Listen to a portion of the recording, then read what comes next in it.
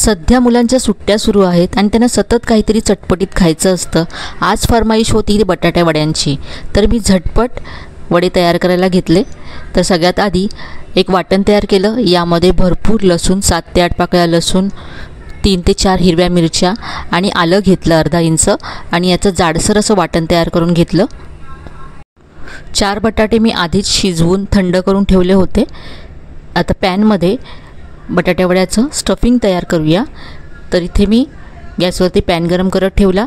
यामध्ये 2 चमचे तेल घातलं। तेल गरम झालं की अर्धा चमचा मोहरी घातली। मोहरी मस्त तडतडली। आता अर्धा चमचा जिरं घातलं। यानंतर भरपूर कढीपत्ता घातलाय, 10 ते 12 पानं घातलेत कढीपत्त्याची, पाव चमचा हिंग घातला। सगळं एकदा परतून घेतलं।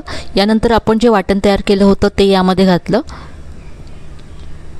माझ्या मुलाला थोडासा झणझणीत वडा आवडतो म्हणून मी इथे 3 ते 4 हिरव्या मिरच्या घेतल्या होत्या। तुम्हाला जेवढं तिखट हवं त्याप्रमाणे कमी जास्त करा मिरच्या। चिमूटभर हळद घातली। यानंतर शिजवलेले बटाटे जे तुकडे करून ठेवले होते ते यामध्ये घातले आणि हे सगळं व्यवस्थित असं परतून घेतलं। चवीप्रमाणे यामध्ये मीठ घातलं। भाजी जितकी मस्त परतू तितका बटाटा वडा आपला खमंग होईल। बारीक चिरलेली कोथिंबीर घातली आणि वड्याचं हे स्टफिंग तयार झालंय। थंड होण्यासाठी बाजूला ठेवून देऊया। आता याचं आवरण तयार करूया। तर इथे मी 1 वाटी बेसन घेतलं, त्यामध्ये 2 चमचे तांदळाचे पीठ घातलं। मला वड्याचं आवरण थोडंसं कुरकुरीत हवं आहे म्हणून इथे मी तांदळाचं पीठ घातलं आहे। चवीप्रमाणे मीठ घातलं। वड्याच्या आवरणाला सुद्धा चव यायला हवी म्हणून यामध्ये पाव चमचा लाल तिखट घातलं आहे। पाणी घालून हे पीठ तयार करून घेऊया। जास्त पातळसुद्धा करायचं नाही आहे, घट्टसुद्धा करायचं नाही आहे, रिबिन कन्सिस्टन्सीचं आपल्याला हे पीठ हवं आहे असं पहा। आपली भाजी थंड झाली। आता या पिठामध्ये अगदी चिमूटभर मी बेकिंग सोडा घातला आहे, ऑप्शनल आहे। मिक्स करून घेऊया। भाजीची आता वडे तयार करून घेऊया। गोल चपटे जसे तुम्हाला आवडतात तसे तुम्ही बनवू शकता। मी आता चपटे बनवते।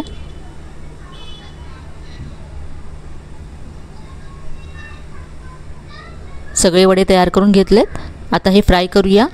तेल व्यवस्थित असं गरम करून घेतलं आहे। प्रत्येक वडा पिठामध्ये घोळवून तेलामध्ये सोडायचा आहे आणि आता मीडियम फ्लेमवरती हे वडे आपण फ्राय करून घेऊया।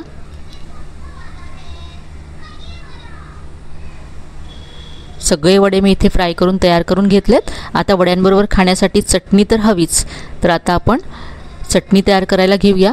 मिक्सरच्या भांड्यामध्ये अर्धी वाटी सुकं खोबरं घालायचं आहे, भरपूर लसूण घालायची आहे, चवीप्रमाणे लाल तिखट घालायचं आहे,